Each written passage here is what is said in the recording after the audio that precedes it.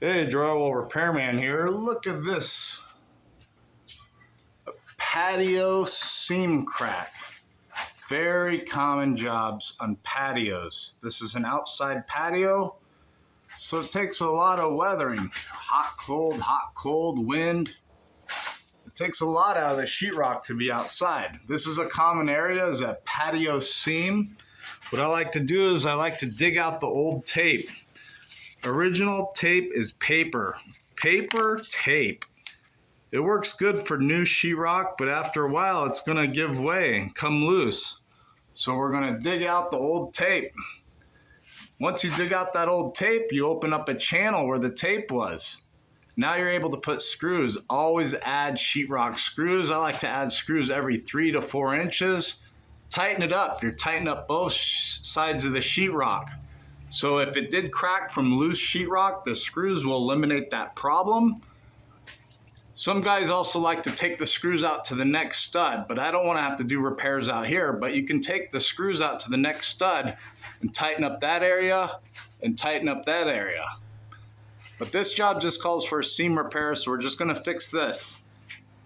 After I get it all screwed up, I like to put fiberglass mesh tape. Always use fiberglass mesh tape in your drywall repairs. I know there's a lot of other people out there that use different materials. There's a lot of gimmicks out there. Trust me, just use fiberglass mesh tape like this. It's a strong material. Once you get your mud in there, it won't crack out. Sometimes you could even do 2 layers of fiberglass mesh tape if you're uncertain if there's gaps and stuff. But since we got it all fiberglass mesh tape, plenty of screws tightened up, it's ready to go. I like to just fill in that channel with mud. Since we dug out the tape, the old tape, now we have a channel. We can just fill in the channel. It makes it a lot easier than trying to build a big hump of mud coats over that whole area. So now we just fill in the channel, 1 coat, 2 coat, maybe even 3 coats. I get away with 2 coats because I mud every day. But we're gonna get this first coated, and then we're gonna do a second coat, and then we're gonna finish it off with the skip trowel texture. I'm also gonna be making a video of the actual step process, so go ahead and jump into the channel, and it'll be on probably seam repair playlist. I have a lot of videos on repairs like this. Drywall repairs, seams, patios, stress cracks, easy drywall repairs, easy stuff like this. I have a lot of videos that go over the same content because drywall repair is the same process. I make a lot of these videos because maybe you see this crack, say, hey, I got a crack like that on my patio. I want to see if I can fix it. Maybe you're not able to do the full process, but hey, I know there's one thing you can do. You can put down a piece of plastic or tarp and you're able to scrape away the old stuff. Just by scraping the old stuff away, you might save some money on your project. If you're not comfortable doing the rest of the sheetrock process, like the mudding, the coating, and the texturing, hey, that's fine, but you can do the easy stuff.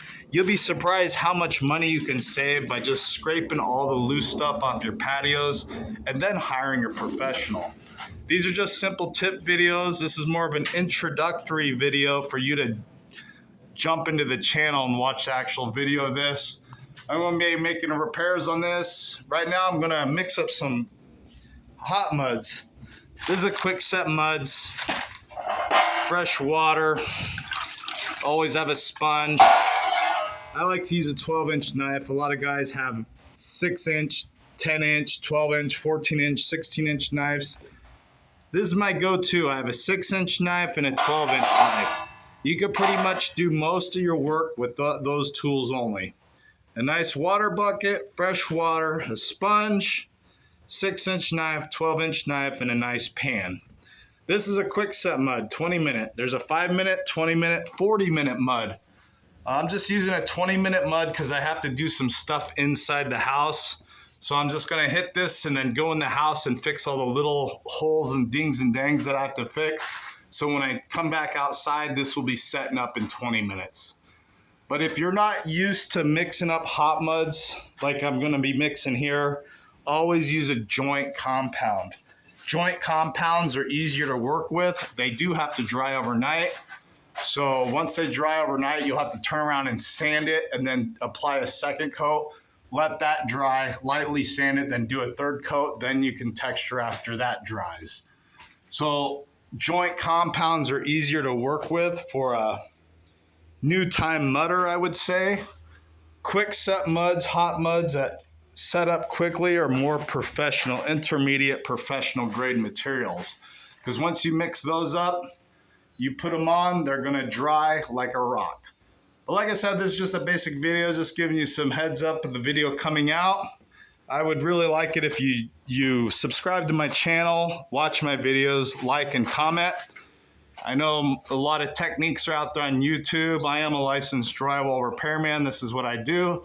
These are my techniques, and I've never had a call back as of yet, knock on wood.